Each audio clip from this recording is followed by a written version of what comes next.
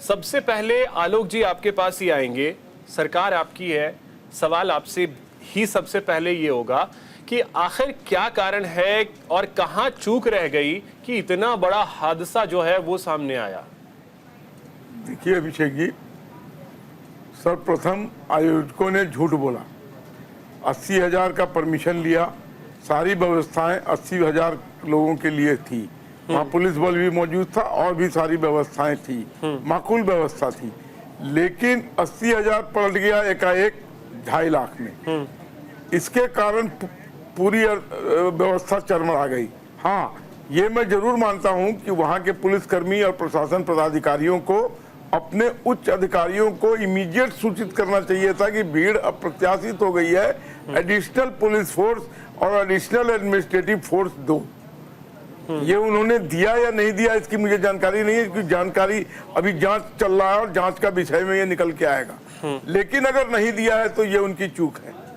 और उसके बाद सब कुछ ठीक ठाक चल रहा था। ये सब जाने के क्रम में जब बाबा ने वहां से चलने लगे और उन्होंने कहा कि मेरे रज की धूली ले लो, इससे तुम्हारा कल्याण हो जाएगा, इसमें जो अफरा तफरी मची, उनके चलन का धूल और उनके मुझे तो बता रहा है कि उनके टायर के नीचे से भी लोग धूल लेना चाह रहे थे। उसमें जो भगदड़ मची और सेवादारों ने उस समय बाबा को प्रोटेक्ट करने के लिए जो कुछ लाठियां वाठियां भाजी, और बाबा के साथ जो एक ब्लैक कैट के जैसे कुछ लोग दिखाई पड़ते हैं, नकली सही, लेकिन वो जो उनके सिक्योरिटी वाले हैं उन्होंने भी धक्का मुक्की की, जिससे ये पूरा मामला चरमरा गया और लोग रौंदे गए।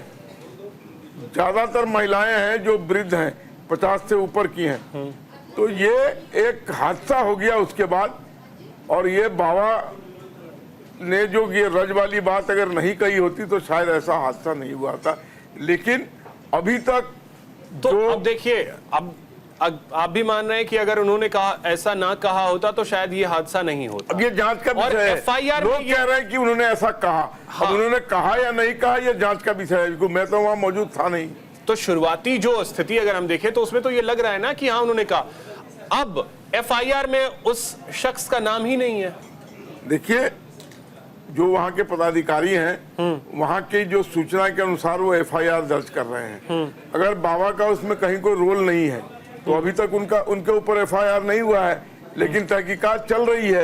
अगर बाबा का किसी रूप में उसमें रोल पाया गया तो इमीडिएट, हालांकि बाबा को अभी तक अवतरित हो जाना चाहिए। हाँ। जब वो जीवित को मृत को जीवित करने का दावा करते हैं और तरह तरह के अद्भुत शक्तियों के वो मालिक हैं, तो उनको डरने की क्या जरूरत है ये मेरे समझ में नहीं आया। और उनको अंडरग्राउंड छिपने की क्या जरूरत है, हालांकि वो छिप नहीं सकते हैं। छिपे, लेकिन पुलिस क्यों नहीं पहुंच पाई है 4 दिन में, सवाल ये भी है। पुलिस क्यों नहीं पहुंच पाई? बहुत से ऐसे लोग हैं जिन तक पुलिस आज तक नहीं पहुंच पाई है। दाऊद इब्राहिम, आज तक पुलिस उन तक नहीं पहुंच पाई।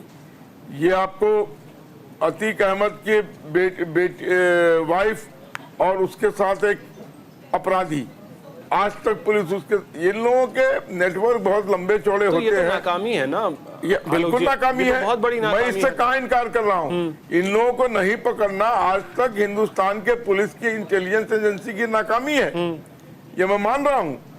और इस मामले में भी मान रहा हूँ कि पुलिस की नाकामी है, जो अभी तक सूरजपाल नाम है उस बाबा का, सूरजपाल नाम के उस बाबा को अभी तक उन्होंने अवतरित नहीं किया है। कम से कम उनको पकड़ के सामने तो लाते, केस उन पर चले या न चले ये बात की बात है। लेकिन एक चीज और बताऊंगा अभिषेक जी, कि इस भीड़ में ज्यादातर लोग एक समाज के निचले पायदान के लोग हैं, ज्यादा कारपेंटर, लेबर, ऑटो रिक्शा चालक, दिहाड़ी मजदूर या घर में काम करने वाले लोग या छोटे मोटे काम करके जीविका चलाने वाले लोग।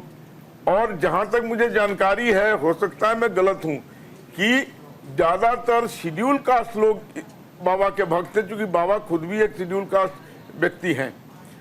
और 4 राज्यों से लोग आए यहाँ पर, जिनमें से बहुतों की मौतें हुई हैं। मध्य प्रदेश, राजस्थान, हरियाणा, उत्तर प्रदेश, इन जगहों से लोग यहाँ पहुंचे थे। और इस अप्रत्याशित भीड़ को क्यों नहीं आंक पाई, LOA का रिपोर्ट फेल हो गया, जो इंटेलिजेंस था उसने क्यों नहीं उच्च अधिकारियों को रिपोर्ट किया कि ये भीड़ इतनी होने वाली है। इसमें उत्तर प्रदेश प्रशासन का निश्चित तौर पर फेलियर हुआ है, इसमें इसको मानने में कोई ठीक है। गुरेज नहीं है।